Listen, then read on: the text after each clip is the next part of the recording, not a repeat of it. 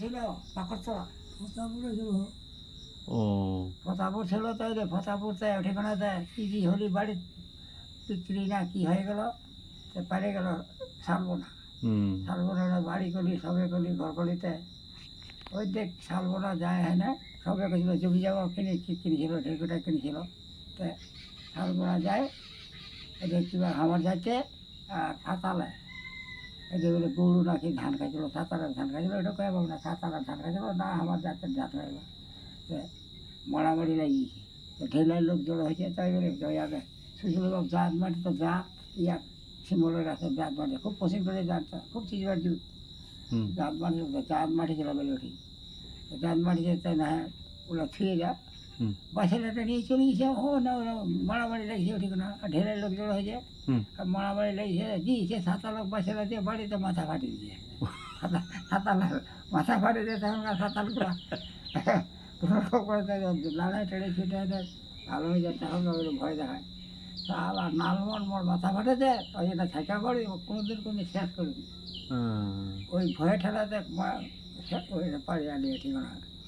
আবার মুখ পাইলে যে শশী নিয়ে আনি, গাড়ি বল নিয়ে আনি সব ওঠা গাড়ি নিয়ে আনি, শচীনা আইনা দিনেশের বাপ। সে ভাবনা হ্যাঁ শশী নিয়ে যাও, ও শশীরে তো হ্যাঁ ঢিপাই মহাজন, হ্যাঁ শশী মানে ঢিপাই মহাজন। ঠিপাই মাঝা ঠিপাই, হ্যাঁ এরা নিয়ে যাও। ও তারপরে তো ঢিপাই মহাজনের কে হয়তো হয়? ভাবি সে একটু বই নবি না কি বেটা, ও ওই তো ওর মাওটা শশীলের মাওটা, ও চেরকেটুর বহিন না? হ্যাঁ তস ও নাম তস, দুঃখু চেরকেটু। হ্যাঁ হুম ওরা একটু দুঃখ তো ওটা কি হলে কালো বুড়া ধলো বুড়ার বেটা, কালো বুড়ার বেটা, কালো বুড়োর বেটা। আর ধলো বুড়ার বেটা হলে বাকলুর বংশ, বাকলু হুম কালো বুড়া ধলো বুড়া, হুম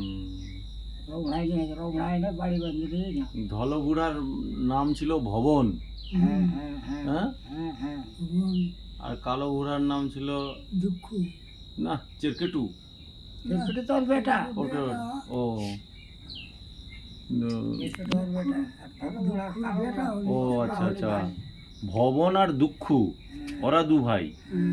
ওরা দু ভাই, ভবন দুঃখ আর এদের বিশু, বিশু, তিন ভাই ওরা। তিন ভাই। আর চেকেটু হুম আর আমাই পাগলা, হুম ওরা ছিল ভাই। আমাই পাগলায় তো যে কি বলে ভুটিয়া যে আছে, হুম ভুটিয়ার মায়ের বাপটা, বাপ, দীনেশের মায়ের বাপ। হ্যাঁ হ্যাঁ দিনেশের মায়ের বাপ আমাই পাগলা। হুম এতে খাড়িবার যে ভুইটা নিছি, ওদের তলাকার নাম্বার সুরকিগুলো ভাগ দিয়েছি, ওটা তো আমার ভাগ ছিল, আমার ভাগ ছিল আমাই পাগলা, আমাই পাগলার ভাগ ছিল, আর উপর দিকে ছিল ওদের শশীর ভাগ হুম উপর দিকে, আর তলার দিকে ছিল, তলার দিকে আমাই পাগলার ভাগ ছিল, আর বাকলুর ভাগটা এখনো আছে। আমাই পাগলার ভাগটা বেঁচে দিলি না, আমাই পাগলা পাগলা হয়ে যায়, বেঁচে দিলি, বেঁচে দিয়ে ওই বেঁচে দিয়ে মাঝখানে দিলে, মাঝখানে হাতে ফেরেকটাই দিকে ঠিক আছে গাজলের, যখন গাজল চলে গেছে কীভাবে বলা এই তোমার ইয়া কাঁচামাল বেচা ওরা নিছিল, ওরা কীভাবে কইছিল বুঝি তাই নিয়ে কীভাবে যে নিপেনের বাপ তাই কইছিল আমার খবর দিল নাকি, নিপেনের বাপ, কার বাপ? নিপেনের বাপ ইয়া আপনার বাপ, নিপেনের বাপ। হ্যাঁ ইয়া, নিপেন নিপেন। নিপেন। হ্যাঁ ভাই তাকে কইছিল যে জমিটা বেঁচে দিবি, নিপেনটা নাও, নিপেন বাপ কি নামটা তো ইয়া বাপ ভুলে গেছে আমি, চৌনি হ্যাঁ চৌনি তো খবর দিয়েছিল, হ্যাঁ হ্যাঁ হ্যাঁ মেজাজ তো আমার ফর্ম আছে, বেশি দিলে তো ওই দেখো মাল ঝাড়িয়ে মাল ঝাড়ে বেশি দিবি, কাঁচা মাল বেরোনো বেচাগুলো নিবি, ওরা ফের বেশি দিবি, খবর দিয়ে ওরা ওটা নিচে আমরা ওই দামের ধাপটা তোলাকা সুবিটা,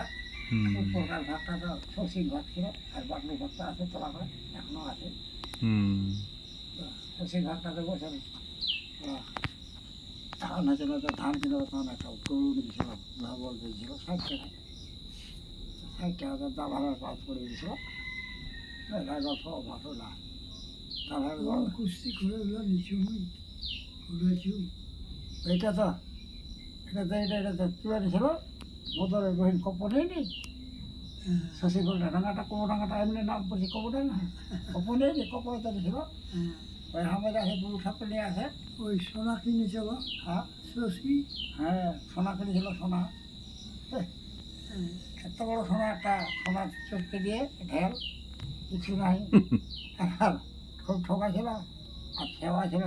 খাবার দালাল আর ওই ছিল বুড়া বলবে ছিল একটা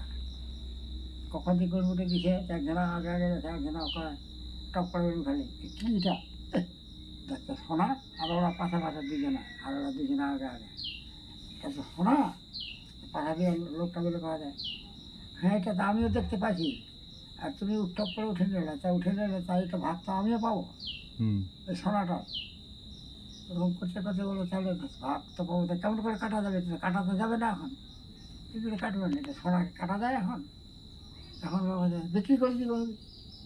আর আমার দেখাচ্ছে আমার দেখে তো মনে যায় এত বড় সোনা মেলা টাকা দিন ঘুরে বেঁচে টাকা দিয়ে দিছিল গরু বছর টাকা নিয়ে নিছে আর বাড়ির গোটা রাত আছে সেওয়ায় আর শশী এক গুরু তো কালকে মালদা চলে যাবো আমার বুদ্ধি মালদা আমার সোনাকান্তর মোর শ্বশুর আছে আমার শ্বশুর অগ্নি যেমন আর ঘর মালদা কিনার আছে বেজা গোপাল মহরিল আছে ও ধরে আনতে যেমন নভেনেরা মালবাড়ের বাসা বেজা গোপাল মহরিল ওকে তো নিয়ে গেলাম তারপরে একদিন সকালে যে খাইয়ে দাঁড়িয়ে চলে গিয়ে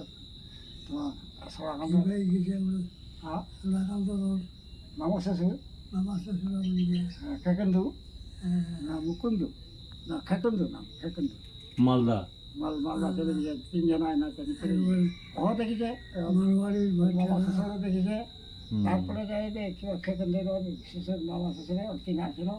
বেজা গোপাল মহরিল ওক গায়ে ধেছে ওক গায়ে ধেছে ওক ধরেছে তারপরে ও দেখছে এত শোনা টাকা জিনিস তারপরে নিয়ে গিয়ে মারবার মারবার তো আমার তো সোনা পরীক্ষা করা জিনিস আছে তারপরে দেখতে দেখতে সোনা পরীক্ষা করতে ধরে না সোনা ধরেই না তখন ওরকম করতে করতে তারপরে কওয়া যায় যাতে রে থানায় পুলিশটাকে নিয়ে এসেছে রে মারবাড়ি কওয়া যায় থানায় পুলিশটাকে নিয়ে এসে এদেরকে ধরে দিতে হবে আমাকে ঠকাইতে আসছে নাকি এখন কি আমার ভয় একদম যা ধরে নিয়েছে এদেরকে ধরে দিতে হবে জিয়াদি দিতে হবে না হলে হবে না আমাকে ঠকাইতে আসছে হ্যাঁ পুলিশ ডাকো পুলিশ হ্যাঁ পুলিশ ডাকার বোঝাই আমার এখানে চোর হয়ে চোরের তো আমাকে ঠকাইতে আসছে এখানে কি নাকি তারপরে তো কত বেড়ে গোপাল বলে বুঝে বাজে বৃত্তমূলক হয়েছে যে কাজে লাগে যেরকম করে জিনিসটা পাইছে তারপরে তো ওদের মারবাড়ি বুঝে ধরে দিত আমার জিয়াল ঢুকে দিত বেড়ে গোপাল মহরি নিয়ে কোনো রকম করে আজকে বর্জগোপাল মহরিল হ্যাঁ বর্জগোপাল মহরিল হ্যাঁ হয়ে থামাইছে ওই থামাছে ওদের নাহলে মানে শশীর মামা শ্বশুর চিনা ছিল জিয়াল হয়ে যেত জিয়াল দিয়েছে তো ওই নাহলে নগেনের ওই মারবাড়ে তো কোনো রকম করে কথা বুঝে বাজে গোড়া থেকে কইছে এরকম গাজা ধরো ঠকে এটা ঠকে ঠেলা নিচে এরকম রকম করে গরু বেছে তুমি তখন করে তো মারবাড়ি বুঝে গরু বেছে বই করছে